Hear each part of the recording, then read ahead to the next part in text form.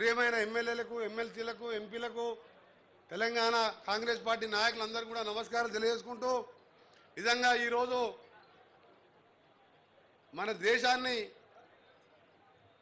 21st సెంచరీకి తీసుకుపోవాలని చెప్పి ఆలోచన చేస్తూ దేశ ఐక్యత కోసం ప్రాణాలు వదిలిపెట్టిన నాయకుని విగ్రహం ఉన్నట్టే కనిపిస్తుంది. ఈరోజు ఆలోచన చేసి ఇక్కడ విగ్రహాన్ని ఏర్పాటు చేయడానికి మా R&B శాఖ ఆదేశాలు ఇచ్చిన గౌరవ ముఖ్యమంత్రి గారికి ముందుగా కృతజ్ఞత తెలియజేసుకుంటూ, అలాంటి నాయకుడు దేశం కోసం తల్లిని పోగొట్టుకున్నాడు, ఆయన ప్రాణాలు వదిలిపెట్టిండు దేశం కోసం. చిన్న పిల్లల నుండి సోనియా గాంధీ గారు ఆ రోజు రాజకీయాల దూరంగా ఉండి మళ్ళా దేశం కోసం అందరూ కోరితే మళ్ళా రాజకీయాలకు వచ్చిండు. అలాంటి విగ్రహాన్ని మొన్ననే తెలంగాణ ఇచ్చిన తెలంగాణ దేవతగా సోనియా గాంధీ గారు మన తెలంగాణ ఇచ్చి ఇక్కడ విగ్రహం మా ముఖ్యమంత్రి గారు ఆలోచన చేసి పెడితే ఇవాళ పనికిరాని వాళ్ళు తెలంగాణ కోసం దొంగ నాటకాలు వేసి, ఒకడేమో పెట్రోల్ దొరికింది కానీ అగ్గిపెట్టె దొరకలే ఒక ఆయన హాస్పిటల్లో వండుకొని దొంగ దీక్షలు చేసుకుంటూ రాజీవ్ గాంధీ విగ్రహం ఎలా పెడతారు, రేపు మా గవర్నమెంట్ వస్తుంది వచ్చినాక చూసుకుంటా అన్నాడు. నీకు సిగ్గు ఉండాలి. 3 నెలల కింద పార్లమెంట్ ఎన్నికలు జరిగితే 9 సీట్లలో 3వ స్థానం పోయినావు, 7 సీట్లలో డిపాజిట్ పోయి మళ్ళా గవర్నమెంట్కి వస్తావా నువ్వు? రాజీవ్ గాంధీ గురించి మాట్లాడి, త్యాగాల కుటుంబం గురించి మాట్లాడే మీ దోపిడి కుటుంబానికి ఆ అర్హత కూడా లేదు. ఎందుకంటే ఆ కుటుంబం దేశం కోసం ప్రాణాలు అర్పించింది.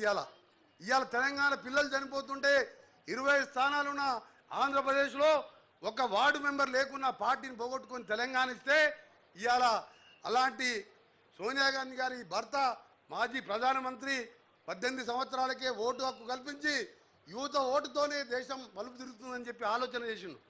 గ్రామ పంచాయతీలకు నేరుగా ఆ కాలంలో 2-3 లక్షల నిధులు వచ్చాయి.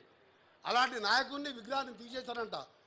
మిస్టర్ కేటీఆర్, కొద్దిగా నీ మానసిక పరిస్థితి కూడా మాకు డౌట్ అనిపిస్తున్నది. 16 సీట్లలో నువ్వు ఓడిపోయినా కానీ మళ్ళా గవర్నమెంట్ వచ్చే ఆలోచన ఉందంటే నీ ఆరోగ్యం కూడా డాక్టర్లతో చెక్ చేసుకోవాలని ఎక్కువ మాట్లాడకుండా, ఎందుకంటే పొద్దున ఆ మాట చూసిన తర్వాత నీ నల్గొండలో ఉండి అక్కడనే మాట్లాడినా బాధ అనిపిస్తున్నది. ఆ కుటుంబం గురించి మాట్లాడుతుంటే ఒక ఆయనేమో పెద్ద మంచి సాగు నోట్ల తలకాయ పెట్టుకొచ్చిండు, పిల్లలేమో చచ్చిపోయిన 1100 మంది, ఈయనేమో సాగు నోట్ల పెట్టి బయటకు దుంకొచ్చిండు. ఈయన దొంగ కుటుంబం. ఇవాళ మా నాయకుడి మీద మాట్లాడిన మాటలకు కేటీఆర్ గారు వెంటనే క్షమాపణ చెప్పాలని మరొకసారి తెలంగాణ ప్రజల తరఫున, కాంగ్రెస్ పార్టీ కార్యకర్తల తరఫున మా గౌరవ ముఖ్యమంత్రి గారికి ఇంత మంచి విగ్రహం ఈ మంచి స్థలంలో రేపు గణేష్ పూజలు చేసుకొని నిమజ్జనం చేసుకునే సమయం ముందు రోజు ఇక్కడ ఆవిష్కరించుకోవడం నిజంగా మన అదృష్టంగా భావిస్తూ, మళ్ళీ డిసెంబర్ 9వ తారీఖు రోజు 10 ఏళ్ళ అధికారం ఉంటే ఫామ్ హౌస్కే పరిమితమైన తప్ప తెలంగాణ తల్లి విగ్రహం వాళ్ళని జ్ఞాపకం రాలే. మొన్ననే ముఖ్యమంత్రి గారు శంకుస్థాపన చేసిండు. డిసెంబర్ 9 రోజు ఇదే సెక్రటరియట్లో ఆవిష్కరించుకోబోతున్నాం.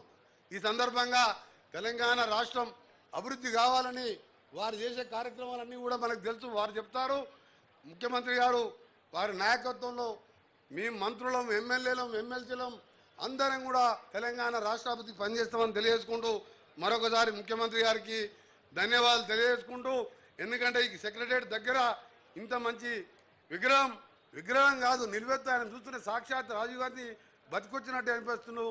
అందరికీ ధన్యవాదాలు, నమస్కారం.